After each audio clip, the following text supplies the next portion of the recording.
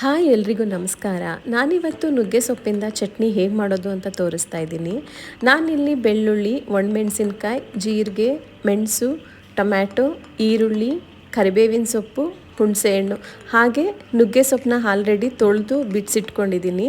First ಇವಾಗ ಪಾತ್ರೆಗೆ ಎಣ್ಣೆ ಹಾಕ್ಕೊಳ್ತಾ ಇದ್ದೀನಿ. ಎಣ್ಣೆ ಸ್ವಲ್ಪ ಜಾಸ್ತಿ ಹಾಕ್ಕೊಳ್ಳಿ, ಏಕೆಂದರೆ ನಾನಿಲ್ಲಿ ನೀರನ್ನು ಬಳಸ್ತಾ ಇಲ್ಲ. ಫಸ್ಟ್ ನಾನಿವಾಗ ಜೀರಿಗೆ, ಮೆಣಸು, ಒಣಮೆಣಸಿನ್ಕಾಯಿನ ಹಾಕಿ ಸ್ವಲ್ಪ ಹೊತ್ತು ಫ್ರೈ ಮಾಡ್ಕೊಳ್ತಾ ಇದ್ದೀನಿ. ಇದು ಫ್ರೈ ಆಗಿದ್ದಾದಮೇಲೆ ಇವಾಗ ಬಿಡಿಸಿಟ್ಕೊಂಡಿರೋ ಬೆಳ್ಳುಳ್ಳಿನೂ ಹಾಕಿ ಕಂದು ಬಣ್ಣ ಬರೋವರೆಗೂ ಫ್ರೈ ಮಾಡ್ಕೊಳ್ತಾ ಇದ್ದೀನಿ. ಎಲ್ಲನೂ ಒಟ್ಟಿಗೆ ಹಾಕಿ ಫ್ರೈ ಮಾಡ್ಕೊಳ್ಬೋದು, ಆದರೆ ಪ್ರಾಪರಾಗಿ ಫ್ರೈ ಆಗಲ್ಲ ಅಂತ ಹೇಳಿಬಿಟ್ಟು ನಾನು 1 by 1 ಹಾಕ್ಕೊಳ್ತಾ ಇದ್ದೀನಿ. ಇವಾಗ ಕರಿಬೇವು ಮತ್ತು ಕಟ್ ಮಾಡಿರೋಂತಹ ಈರುಳ್ಳಿ, ಹುಣಸೆಹಣ್ಣನ್ನು ಹಾಕಿ ಫ್ರೈ ಮಾಡ್ಕೊಳ್ಳಿ. ಇಲ್ಲಿ ಹುರಿಗಡಲೆ ಆಗಲಿ ತೆಂಗಿನಕಾಯಿ ಆಗಲಿ ನಾನು ಬಳಸ್ತಾ ಇಲ್ಲ. ನೆಕ್ಸ್ಟ್ ಇದೆಲ್ಲ ಫ್ರೈ ಆಗಿದ್ದಾದಮೇಲೆ ನಾನು 1 ಟೊಮೆಟೊ ಹಾಕ್ಕೊಳ್ತಾ ಇದ್ದೀನಿ. ಟೊಮೆಟೊನೂ ಅಷ್ಟೇ ಸ್ವಲ್ಪ ಸಾಫ್ಟಾಗಿ ಆಗೋವರೆಗೂ ಫ್ರೈ ಮಾಡ್ಕೊಳ್ಳಿ. ನುಗ್ಗೆ ಸೊಪ್ಪಿಂದ ಆರೋಗ್ಯಕ್ಕೆ ಸಾಕಷ್ಟು ಬೆನಿಫಿಟ್ಸ್ ಇದೆ ಅಂತ ಹೇಳ್ತಾರೆ. ಇದೆಲ್ಲ ಫ್ರೈ ಆಗಿದ್ದಾದಮೇಲೆ ನಾನು ನುಗ್ಗೆ ಸೊಪ್ಪನ್ನ ಹಾಕ್ಕೊಳ್ತಾ ಇದ್ದೀನಿ.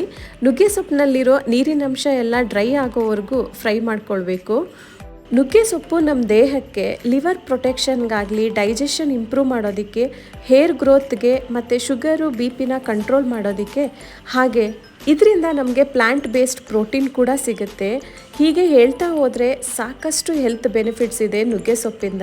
ಹಾಗಾಗಿ ಡೈಲಿ ತಿಂದೇ ಹೋದ್ರೂ ಪರವಾಗಿಲ್ಲ, ಅಟ್ಲೀಸ್ಟ್ ವಾರಕ್ಕೆ 1 ಸಲ ಅಥವಾ 2 ಸಲ ತಿನ್ನೋದಕ್ಕೆ ಟ್ರೈ ಮಾಡಿ.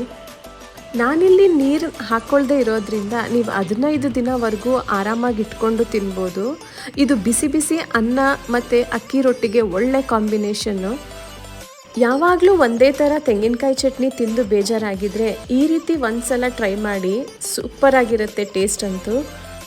ನಾನಿಲ್ಲಿ ಎಣ್ಣೆನ ಸ್ವಲ್ಪ ಜಾಸ್ತಿನೇ ಹಾಕ್ಕೊಂಡಿದ್ದೀನಿ, ಏಕೆಂದರೆ ಇಲ್ಲಿ ನೀರು ಹಾಕದೇ ಇರೋದ್ರಿಂದ ಕಂಪ್ಲೀಟಾಗಿ ಎಲ್ಲ ಪದಾರ್ಥಗಳು ಎಣ್ಣೆನಲ್ಲೇ ಫ್ರೈ ಆಗಬೇಕು. ನಾನಿಲ್ಲಿ ಮೀಡಿಯಮ್ ಫ್ಲೇಮ್ನಲ್ಲಿಟ್ಟೆ ಫ್ರೈ ಮಾಡ್ಕೊಳ್ತಾ ಇದ್ದೀನಿ. ನುಗ್ಗೆ ಸೊಪ್ಪು ಸ್ವಲ್ಪ ನೀರಿನಂಶ ಹೋಗೋದು ನಿಧಾನ ಆಗಿರೋದ್ರಿಂದ ಮೀಡಿಯಮ್ ಫ್ಲೇಮ್ನಲ್ಲೇ ಫ್ರೈ ಮಾಡ್ಕೊಳ್ಳಿ.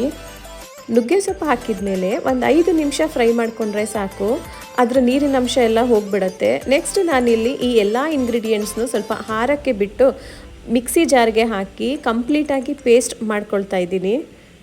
ಇಲ್ಲಿ ನಾನು ಸ್ವಲ್ಪನೂ ನೀರನ್ನು ಹಾಕ್ಕೊಳ್ತಾ ಇಲ್ಲ, ಹಾಗಾಗಿ ನೀವು ಒಂದು 15 ಡೇಸ್ವರೆಗೂ ಆರಾಮಾಗಿ ಇಟ್ಕೊಂಡು ತಿನ್ಬೋದು.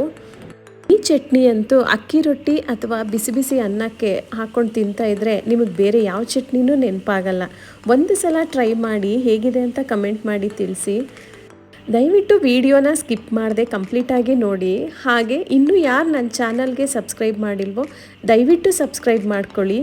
ಹೀಗೆ ಸಪೋರ್ಟ್ ಮಾಡ್ತಾಯಿರಿ. ಸ್ವಲ್ಪನೂ ನೀರು ಹಾಕ್ತಾ ಇದ್ರೂ ಚಟ್ನಿ ಎಷ್ಟು ಚೆನ್ನಾಗಿ ಬಂದಿದೆ ನೋಡಿ. ನಾನಿಲ್ಲಿ ಬಿಸಿ ಅನ್ನ ಮತ್ತು ಅಕ್ಕಿ ರೊಟ್ಟಿ ಎರಡನ್ನೂ ಮಾಡಿದ್ದೆ, ಹಾಗಾಗಿ ಎರಡರ ಜೊತೆನೂ ಸರ್ವ್ ಮಾಡ್ತಾಯಿದ್ದೀನಿ. ನೀವು 1 ಸಲ ಟ್ರೈ ಮಾಡಿ ಹೇಗಿದೆ ಅಂತ ಹೇಳಿ. Thanks for watching. ಹಾಗೆ ವಿಡಿಯೋನ ಕಂಪ್ಲೀಟಾಗಿ ನೋಡೋದನ್ನು ಮರಿಬೇಡಿ. ಮತ್ತೆ ಸಿಗೋಣ ನನ್ನ ನೆಕ್ಸ್ಟ್ ರೆಸಿಪಿ ವಿಡಿಯೋದಲ್ಲಿ. Thank you.